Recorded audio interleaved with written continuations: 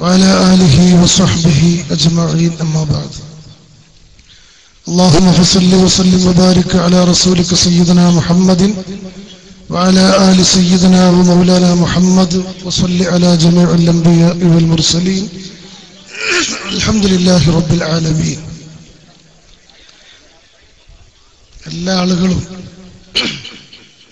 ഉസ്താദിന്റെ വാഹനം മുന്നോട്ട് പോകാൻ വേണ്ടി വഴി സൗകര്യം കൊടുക്കണം, ഇരുന്ന് എല്ലാവരും സഹകരിച്ചു കൊടുക്കണമെന്ന് പ്രത്യേകം ഓർമ്മപ്പെടുത്തുകയാണ്.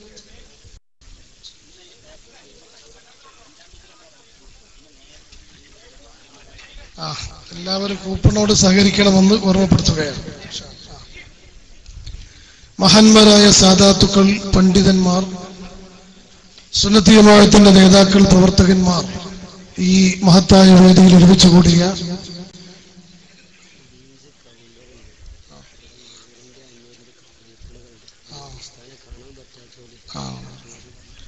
വിശിഷ്ട വ്യക്തിത്വങ്ങൾ, പ്രിയപ്പെട്ട സഹോദരന്മാർ, അല്ലാഹു സുബ്ഹാനഹു വ തആല നമ്മുടെ ഈ മഹത്തായ സദസ്സ് പ്രൗഢ ഗംഭീരമാക്കി നമുക്ക് അനുഗ്രഹിച്ചു തന്ന മഹാനായ കേരള മുസ്ലിം സമൂഹത്തിന്റെ ആത്മീയ നായകൻ, നമ്മുടെ പ്രസ്ഥാനത്തിന്റെ അധീയനായ സാരഥി മഹാനായ ശൈഖുന കാന്തപുരം ഉസ്താദ് അല്ലാഹു ആഫിയത്തുള്ള ദീർഘായുസ്സ് നൽകി അനുഗ്രഹിക്കുമാറാവട്ടെ. സിറാത്തുൽ മുസ്തഖീം എന്ന ഈ മഹത്തായ സ്ഥാപനത്തിന്റെ ആ ശിലാകർമ്മം മഹാനവറുകളുടെ മഹനീയമായ കരങ്ങളെ കൊണ്ട് ഇവിടെ നിർവഹിക്കപ്പെട്ടിരിക്കുകയാണ്.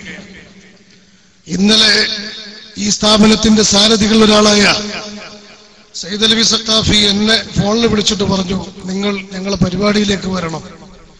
ഞാൻ ചോദിച്ചു എങ്ങോട്ടാണെന്ന് ചോദിച്ചപ്പോൾ സിറാത്തുൽ മുസ്തഖീമിലേക്കാണെന്ന് പറഞ്ഞു. സിറാത്തുൽ മുസ്തഖീമിലേക്ക് ക്ഷണം കിട്ടിയാൽ പിന്നെ വരില്ല എന്ന് ഒരിക്കലും നമുക്ക് പറയാൻ നിർവാഹമില്ലല്ലോ. നമ്മളെല്ലാവരും ആഗ്രഹിക്കുകയും പ്രാർത്ഥിക്കുകയും ചെയ്യുന്ന നമ്മുടെ ജീവിതത്തിന്റെ ഏറ്റവും പ്രധാനപ്പെട്ട ലക്ഷ്യപൂർത്തീകരണമാണ് ആ ഇസ്തിഖാമത്തിന്റെ റൂട്ട് എന്ന് നമുക്കറിയാം. ആ ഒരു മഹത്തായ നാമത്തിൽ അൽഹംദുലില്ലാഹ് ഒരു വലിയ മതവിദ്യാഭ്യാസ സ്ഥാപനം ഈ പ്രദേശത്തുള്ള മുഴുവൻ ആളുകൾക്കും ശാന്തിയും സമാധാനവും വൈജ്ഞാനികമായ പ്രൗഢിയും സമ്മാനിച്ചുകൊണ്ട് ഇവിടെ ഉയർന്നു വരികയാണ്. അല്ലാഹു സുബ്ഹാനഹു വ തആല അത് നമുക്ക് കൺകുളിർക്കെ കണ്ട് ആസ്വദിക്കാനുള്ള എല്ലാ തൗഫീഖും നൽകുമാറാവട്ടെ, ആമീൻ എന്ന് പ്രാർത്ഥിക്കുകയാണ്.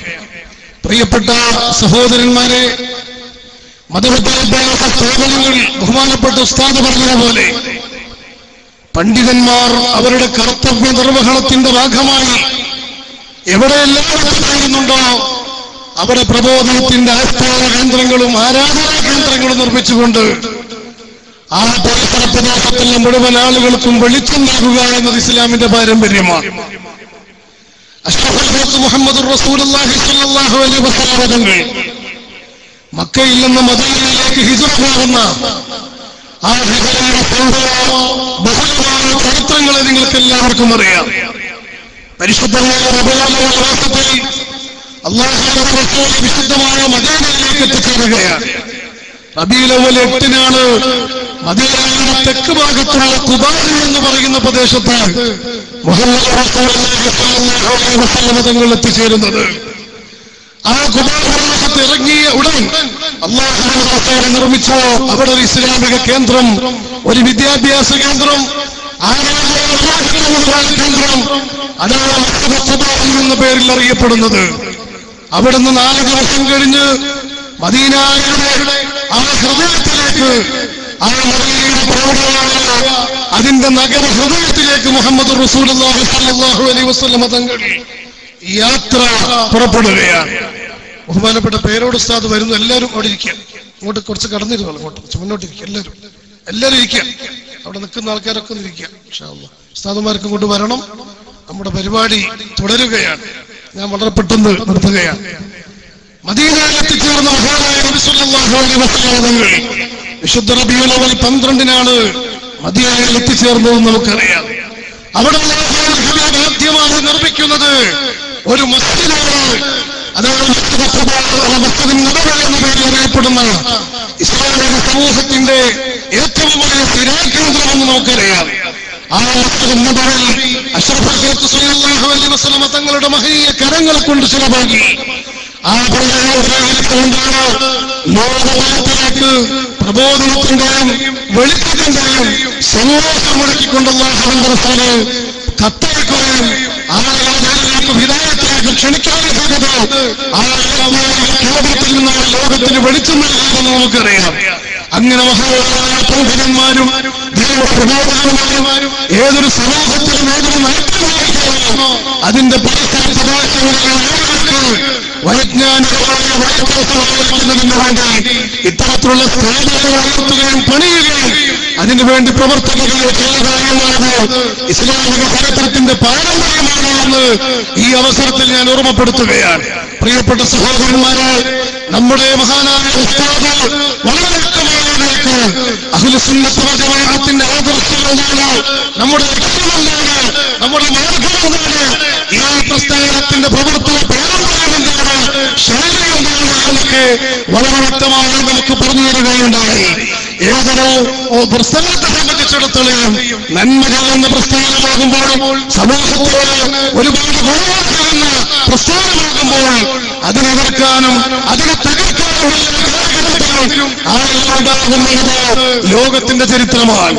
സംബന്ധിച്ചിടത്തോളം മുഹമ്മദ് റസൂലുള്ളാഹി സ്വല്ലല്ലാഹു അലൈഹി വസല്ലം തങ്ങളെ തൊട്ട് മഹാനായ ഉസ്താദ് ഓർമ്മപ്പെടുത്തിയതുപോലെ നമ്മുടെ മദ്ഹബിന്റെ ഇമാം ശാഫിഈ റളിയല്ലാഹു അൻഹു വരെയുള്ള എല്ലാ പണ്ഡിതന്മാരും ഔലിയാക്കളും ആരിഫീങ്ങളും ഒക്കെ സഹനത്തിന്റെയും ക്ഷമയുടെയും ത്യാഗത്തിന്റെയും മാർഗത്തിലൂടെ പരിശുദ്ധമായ ദീനുൽ ഇസ്ലാമിന്റെ ആദർശ പ്രചാരണ പ്രവർത്തനങ്ങൾ ഭൂമിയിൽ നിർവഹിക്കുകയാണ് ചെയ്തത് എന്നാണ് നമുക്ക് മനസ്സിലാക്കാൻ സാധിക്കുന്നത്. ആ ഒരു പാരമ്പര്യത്തിൽ നിന്നുകൊണ്ട് തന്നെ എല്ലാ എതിർപ്പുകളെയും തട്ടിമാറ്റിക്കൊണ്ട് എതിർക്കുന്ന ആളുകൾക്കുള്ള മറുപടിയാണ് ഈ വൈജ്ഞാനിക കേന്ദ്രങ്ങൾ പടുത്തുയർത്തുക. വിജ്ഞാനത്തിലൂടെ മാത്രമാണ് ഈ ലോകത്ത് വെളിച്ചമുണ്ടാക്കിയെടുക്കാൻ സാധിക്കുകയുള്ളൂ. അന്ധകാര നിബിഡമായ ഒരു സമൂഹത്തെയാണ് വാസ്തവത്തിൽ ഈ അക്രമവും അനീതിയും ഈ ചീത്ത പറയലും ഒക്കെ പ്രതിനിധാനം ചെയ്യുന്നത്. അവരെ നന്മയിലേക്ക് കൊണ്ടുവരാനുള്ള മാർഗമാണ് ഹിദായത്തിന്റെ സ്ഥാപനങ്ങളായ വൈജ്ഞാനിക കേന്ദ്രങ്ങൾ എന്ന് നമുക്കറിയാം. അത്തരം സ്ഥാപനങ്ങൾ കെട്ടിപ്പടുത്ത് അതിലൂടെ സമൂഹത്തിന്റെ നന്മ ചൊരിയാനുള്ള ഒരു സൗഭാഗ്യം അല്ലാഹു നമുക്കെല്ലാവർക്കും നൽകുമാറാവട്ടെ. ആമീൻ എന്ന് പ്രാർത്ഥിച്ചുകൊണ്ട് സിറാത്തുൽ മുസ്തഖീം എന്ന ഈ മഹത്തായ സ്ഥാപനത്തിന് എല്ലാവിധ ആശീർവാദങ്ങളും എല്ലാവിധ അഭിവാദ്യങ്ങളും സന്തോഷങ്ങളും നേർന്നുകൊണ്ട് അല്ലാഹു സുബ്ഹാനഹു വ തആല ഇവിടെ പങ്കെടുത്തവരും ഇതിനോട് സഹകരിച്ചവരും സഹായിച്ചവരുമായ മുഴുവൻ ആളുകൾക്കും അല്ലാഹു ബർക്കത്ത് ചെയ്യുമാറാവട്ടെ. ആമീൻ എന്ന് മാത്രം പ്രാർത്ഥിച്ചുകൊണ്ട് ഞാൻ എന്റെ വാക്കുകൾ നിർത്തുന്നു. വാഖിറു ദഅവാനാ അൽഹംദുലില്ലാഹി റബ്ബിൽ ആലമീൻ. അസ്സലാമു അലൈക്കും വറഹ്മത്തുള്ളാഹി.